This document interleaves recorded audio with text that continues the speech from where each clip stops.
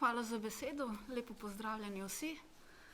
Danes bom govorila o delovanju Kranjske hranilnice v luči družbene odgovornosti do revnejših slojev prebivalstva. Bom razdelila svoje predavanje na 3 sklope. Najprej bom govorila o družbeni odgovornosti in vlogi hranilnic, potem pa se bom posvetila še 3 študijam in primerov. Hranilnice so imele zelo pomembno vlogo in so opravljale funkcijo kot dopolnilni ali nadomestni element državne socialne politike. Po ugotovitvah avstrijskega zgodovinarja Christiana Dieringena so hranilnice že leta, preden je bil koncept družbene odgovornosti sploh izumljen, uspešno uresničevale projekte, ki so temeljili na zavezanosti družbi. Splošna razvojna povezava je v osnovi obstajala pri reševanju socialnih vprašanj kot ekonomskih in družbeno-političnih izzivov ter s tem povezanih reakcij znotraj institucionalnih sistemov. Zdi se, da je bila vloga hranilnic, ki so med tem doživele precej sprememb in tudi razširitev po številu, tudi razsežnosti socialnega delovanja, seveda v povezavi z družbeno odgovornostjo, so te ustanove tudi nastajale v duhu razsvetljenstva 18. stoletja. Bile so organizirane kot društva, ki so jih ustanavljali premožnejši predstavniki družbe. Tekom prvega obdobja delovanja so imele tudi omejeno višino vsot, ki so jih prejemale od posameznega varčevalca, kar pomeni, da so imele mehanizme za omejitev sodelovanja oziroma uporabe njihovih uslug premožnejših prebivalcev okolice, v kateri so delovali. S časom se je okrepilo in tudi razširilo poslovanje, rezervni fond je postal nuja in na zakonski podlagi so morali uporabiti del čistega dobička v dobrodelne in neprofitne namene. Najbolj pogosto v obliki subvencioniranja družbenih in tudi kulturnih projektov. V letnem poročilu Kranjske hranilnice za leto 1913 najdemo kratko besedilo z naslovom Nekaj o zgodovini in razvoju hranilnic. Avtor tega besedila je tudi poudarjal, da so bogati ljudje v 18. stoletju posojali denar vladarjem, mestom in zasebnikom. Ti primeri so običajno vključevali večje vsote denarja.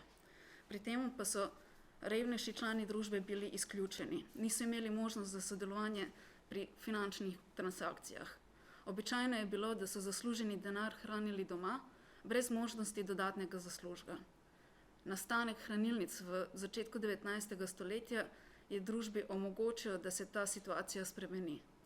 Sodobniki so takrat ugotovili, da obstaja potreba po učinkovitih finančnih instrumentih, ter so organizirali zbiranje in tudi usmerjali prihranke manj premožnih ljudi na finančni trg. Hranilnice so na ta način postale pomembni finančni posredniki, ki so skrbeli za prihranke lokalne skupnosti, v kateri so delovali, ter ustvarjale in omogočale priložnosti za naložbe teh sredstev.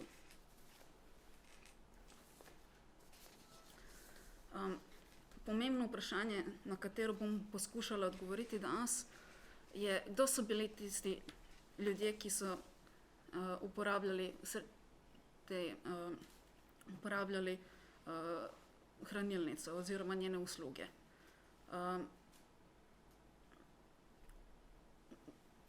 V bistvu tukaj imamo na zaslonu 2 primera. Najprej pravilnik iz leta 1820 je enak, je tudi naslednji.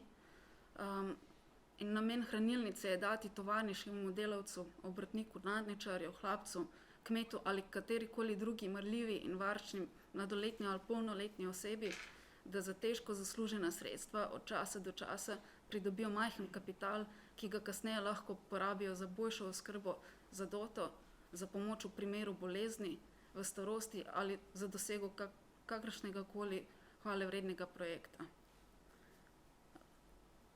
Tukaj vidimo, da so v bistvu vodilni ljudje hranilnice točno določili, kdo so tisti ljudje, kateri lahko uporabljajo njene usluge. To so bili ljudje, ki so pripadali nižjim slojem družbe, ampak so bili zaposleni. Se pravi, so imeli stalne prihodke in so lahko potem del teh sredstev, tudi če so majhna, lahko dali na stran in so jih potem nesli v hranilnico. Če pogledamo pa pravilnik iz sredi 19. stoletja, tudi kasnejši so bili enaki, oziroma to so prvi členi pravilnikov. Hranilnica v Ljubljani ima ta namen, da vsakemu, posebno pa manj premožnim ljudem, ponuja priliko, kako morajo svoje prihranjene krajcarje na obresti nalagati in sčasoma pomnožiti ter s tem zbuja in oživlja delovnost in varčnost. Tukaj pa vidimo, da ni naštetih točno, niso našteti točno ljudje, ki naj bi bili uporabniki hranilnice, ampak zaradi širitve poslovanja in tudi zakonske podlage je bilo omogočeno, da so tudi drugi ljudje uporabljali hranilnico, se pravi vsi sloji prebivalstva. Poleg tega pa je še ena razlika, ki je opazna. V prvem citatu so marljivi in varčni ljudje izpostavljeni. V drugem tega ni, ampak hranilnica je tista, ki vzbuja varčnost in delavnost. Se pravi, je razlika. In tudi vidimo spremembo namena same hranilnice. Tekom svojega delovanja je hranilnica ustvarjala tudi več različnih načinov za pomoč tem revnejšim slojem prebivalstva. Tukaj bi tudi rada poudarila, da sem se odločila tudi v naslovu za revnejše prebivalstvo, ne pa za revne. Zato, ker je hranilnica delala na več različnih nivojih in kot sem omenila, v tem smislu revnejši so tisti, ki so tudi imeli nekaj prihrankov oziroma so služili denar. Delala je pa tudi na drugem nivoju kot dobrodelna ustanova oziroma vsako leto je od čistega dobička namenjala denar, ki jih je podarjala potem različnim individuom in tudi ustanovam. Pa o tem bom kasneje govorila. Se pravi, tisti revnejši sloji prebivalstva so, za njih je zelo pomembno bilo, da je hranilnica imela status popularno varnega zavoda. To je pomenilo, da je hranilnica imela pravico hraniti denar sodnih varovancev, na primer sirot. In s tem pa je v bistvu poudarjala, da je ona zelo varen zavod. Če so sodišča lahko zaupala vanjo, so lahko tudi ostali ljudje in na ta način je tudi promovirala svoje delo. Poleg tega je bila pomembna ustanova zastavljalnice, ki je nastala 1835. leta. Hranilnica je imela nekaj več denarja, ki ga ni imela kam naložiti in zato se je odločila, da ustanovi zastavljalnico. To je bila ustanova, katero so spet uporabljali bolj marginalizirani sloji prebivalstva, se pravi tisti, ki so rabili nujno denar, niso imeli pa nekih možnosti, da bi pridobili normalni kredit oziroma kredit s običajnimi obrestnimi merami. Poleg tega od 80. let naprej je hranilnica tudi ustanovila hipotekarna posojila za majhne posestnike. To so tudi bila hipotekarna posojila z nižjo obrestno mero. Ampak jaz se bom bolj osredotočila na zadnje dve, na Društvo za gradnjo delavskih stanovanj v Ljubljani, ki jo je hranilnica ustanovila 1886 in potem še za nagrade za dolgo služeče posle od leta 1910 naprej. To Društvo za gradnjo delavskih stanovanj je bilo ustanovljeno na pobudo Jožefa Lukmana in tudi še nekaterih članov Kranjske hranilnice. To društvo je v bistvu imelo namen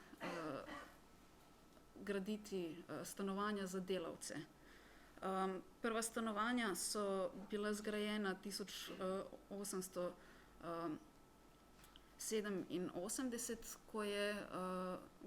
ko so zgradili dve hiši za 16 družin.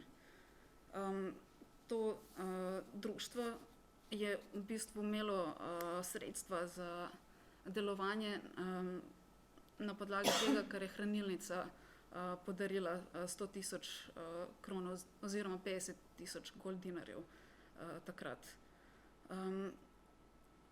Društvo je kupilo parceli in je za Bežigradom začelo graditi te hiše.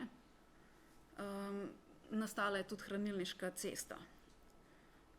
Do konca obravnavanega obdobja oziroma do začetka Prve svetovne vojne je bilo zgrajeno 10 hiš. Hranilnica je pri vsaki prispevala nekaj denarja.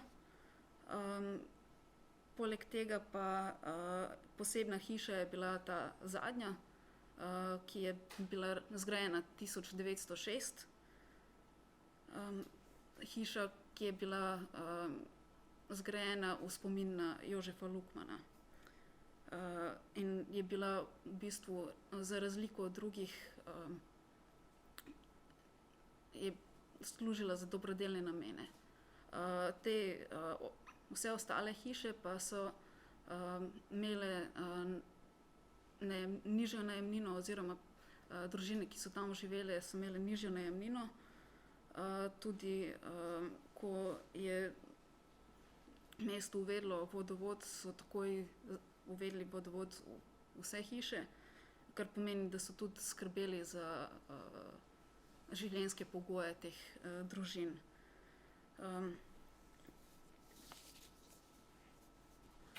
Leta 1905 so uvedli tudi bolniško in podporno blagajno v korist najemnikom in ta blagajna je najprej imela denar samega društva, potem je pa še hranilnica dopolnjevala ta fond. Poleg tega pa je obstajal tudi odbor za vzdrževanje hišnega reda. Člani tega odbora pa so bili sami najemniki in so skrbeli za hišni red, so tudi poslovali oziroma so sodelovali v manjših sporih oziroma so delovali kot reditelji in pomiritelji.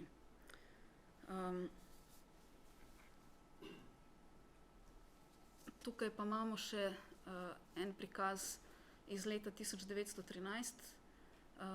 Vidimo, da je bilo 405 prebivalcev teh 10 hiš. Pomembno je povedati, da so pogoji za najem teh hiš bili taki, da so najemniki 15 let plačevali najemnino, potem pa so dobili pravico brezplačnega življenja oziroma do konca svojega življenja. Tudi, na primer, če je ostala vdova, so potem imeli pravico, te ženske so imeli pravico tudi naslednjih 15 let brezplačnega življenja oziroma dokler se niso spet poročile.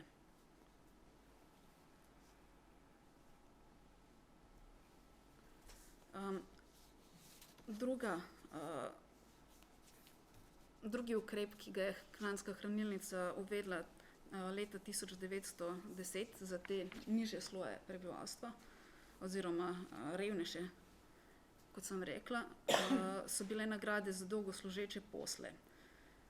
Tukaj je hranilnica ob svoji 90. obletnici določila znesek od 3000 kron in plan je bil, da se obdarijo 40 do 50 teh poslov, ki so morali tudi izpolnjevati pogoje. Pogoji so bili, poleg tega, da so pripadali družbenem sloju poslov, 15 let so morali služiti pri eni in isti rodbini na Kranjskem. Poleg tega pa so vsaj 3 leta morali biti varčevalci pri hranilnici. Te nagrade so bile zelo popularne, bi lahko rekla, ker za 4 leta, za katere imam podatke, čeprav je bilo 40 do 50 ljudi predvideno za ta darila, jih je vedno bilo več kot 100 prijavljenih. In poleg tega pa je hranilnica ugotovila, da jih je več bilo tudi tistih, ki niso izpolnjevali pogojev, ampak kljub temu pa jih je vedno bilo več kot 100.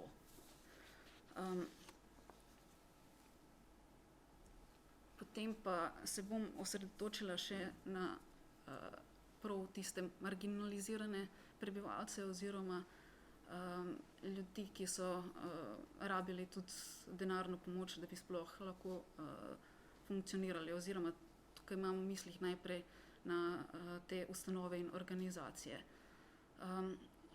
Hranilnica je od 60. let 19. stoletja podpirala tudi dijake in študente, tudi učitelje. Poleg tega pa je vsako leto od čistega dobička del denarja namenjala tudi ubožnicam, sirotišnicam, bolnišnicam, tudi gradila je bolnišnice oziroma finančno pomagala pri izgradnju, na primer, bolnišnice v Novem mestu pri Kandiji, tudi otroško bolnišnico je vsako leto je del denarja namenjala različne šole, pa tudi cerkve. Tisto, kar je pomembno še posebej, je, da je ustanovila cesarja Franca Jožefa zavetišče za neozdravljivo bolne. V bistvu to je bila hiralnica. Hiralnico je ustanovila ob 75. obletnici svojega delovanja leta 1895. Takrat so sprejeli sklep, poseben fond so potem ustanovili in iz tega fonda so financirali izgradnjo same stavbe in preostanek denarja od 1 milijon kron, ki so namenili temu fondu, pa naj bi bilo za vzdrževanje oziroma za tekoče stroške tega zavoda. Zavetišče je začelo delati 1910, takrat so odprli svoja vrata. Najprej je bilo mišljeno, da bojo sprejeli 200 bolnikov, ampak te številke so bile preambiciozne. Bilo je mišljeno 100 moških in 100 ženskih bolnikov, ampak so hitro videli, da to ne bo možno. Tudi, ko so zmanjšali na 100, še zmeraj so videli, da bojo stroški previsoki, tako da v resnici se tisto število, v bistvu, tisto število je bilo 50 uporabnikov. In če pogledamo, v bistvu, če naredim če zaokrožim, to leta 1913 so skupni stroški letni za delovanje tega zavoda znašali skoraj 50.000 kron. In to je seveda bilo več, kot je hranilnica najprej načrtovala. Stroški enega pacienta na dan so bili v povprečju 2,5 kron. In če to postavimo v kontekst, društvo, ki je gradilo hiše, je za eno hišo v povprečju porabilo 40.000 kron, oziroma od 40 do 60.000 kron. Tako da vidimo tukaj primerjavo med temi. Lahko pa na podlagi vseh teh primerov, ki sem jih danes tukaj predstavila, vidimo, da je ugotovitev Christiana Dirningena, da so hranilnice večkrat priskočile na pomoč pri reševanju socialnih vprašanj, točna. In tudi Kranjska hranilnica je skozi celotno svoje delovanje oziroma tisti čas, ki sem ga obravnavala, je na različne načine doprinesla in poskušala pomagati pri reševanju teh socialnih vprašanj. Tako da s tem bi jaz končala. Nataša, hvala za referat, v katerega si uvrstila res več poudarkov in odstrla kar nekaj plasti danes obravnavane teme. Tako da hvala, Nataša.